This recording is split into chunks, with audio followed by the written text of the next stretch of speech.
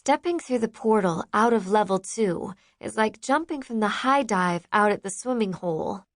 There's a whoosh of air, the exhilarating and slightly terrifying sensation of flying, and then the freezing plunge into murky depths. Unlike when I used to hit the lake water, though, I keep my eyes open, fixed on the hand that Neil holds in a death grip as we spin through an inky blackness. With a heavy, bone-jarring thud, we land on a hard surface, dripping wet and disoriented, but whole. I look up from the white of my knuckles to Neil's face, just in time to see his mouth slacken in shock. He expected to walk into the Christian version of heaven, streets paved with gold and cherubs playing harps. Maybe I did too. Instead, twisted, blackened filing cabinets tower over us like angry sentinels.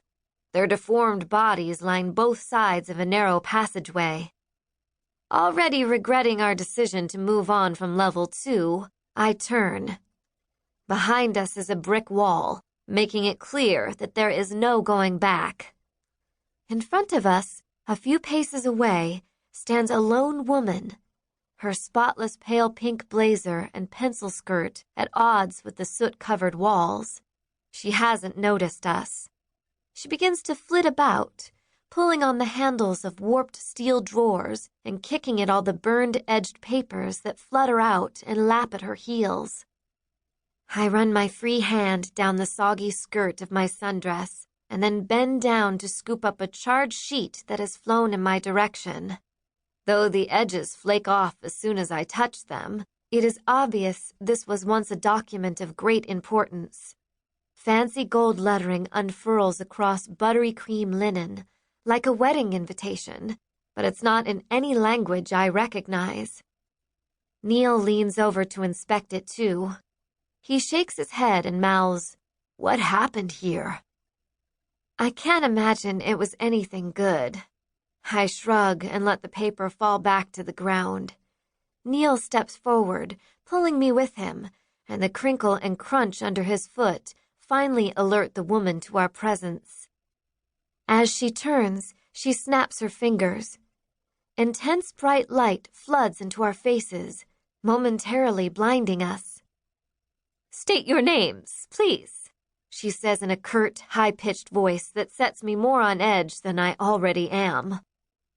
Once my eyes adjust to the light, the hallway and the woman come back into focus. She clutches a clipboard tight to her chest and peers over at us, her face pinched. Neil pulls at the collar of his red polo and clears his throat. "Neil Corbett and Felicia Ward." "Felicia Ward," she says thoughtfully. Her whole demeanor softens, making her look much younger than I thought at first. Though that doesn't mean much in the afterlife, since as far as I know, people are preserved at the age at which they died on Earth. This woman could be 1,000 years old and still appear 20. "I'm Libby." She steps toward me and bows. "It's good you've come. We've been expecting you." The bowing throws me off. "What do you mean? How could you know I was coming?" "Ordinarily, I'd say it's because you're in our files."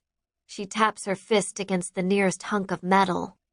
"They used to contain the name, birth date, and death date of every human ever born on Earth. When a person ascended from level 2, his or her card would automatically appear in these cabinets. But the files haven't been useful to us since someone blew up this records room." Wait a minute. People are blowing things up? Here? But how?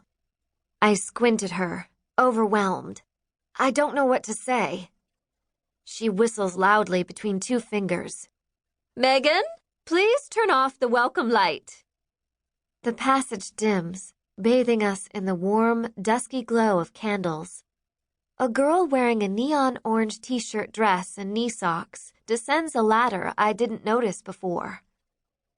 "Sorry," Megan says, showing a mouthful of braces, "but the bright light is absolutely essential to the experience." Her delivery is slightly mocking, like she's parroting a phrase she's heard one too many times. Megan hands us fluffy orange towels, as if she expected us to arrive like drowned rats, and we accept them gratefully, wrapping them around our shoulders. Yes, Libby says, we may have a mess, but we haven't abandoned all our matriculation procedures. Does everyone arrive soaked to the bone? Neil works on drying his hair with the ends of his long towel. Every time you cross into a different level, you pass through the Styx River. It's the border between all dimensions. Libby has the polished monotone of a flight attendant. She spins a desk so that it cuts us off from the rest of the hallway. With a grim smile, she scoots the clipboard and a pen across it. These forms are our interim solution while we wait for a celestial custodian to deliver updated files. Fill these out, and then we'll take you down to get processed. I'm too bewildered to ask questions. Libby's request is so simple, and while I get my bearings, I might as well go with the flow. I release Neil's hand reluctantly and pick up the pen to complete the form. It has only 2 lines, name and age. My name is easy, but my age is more difficult. I could write 17, since that's how old I was when I died.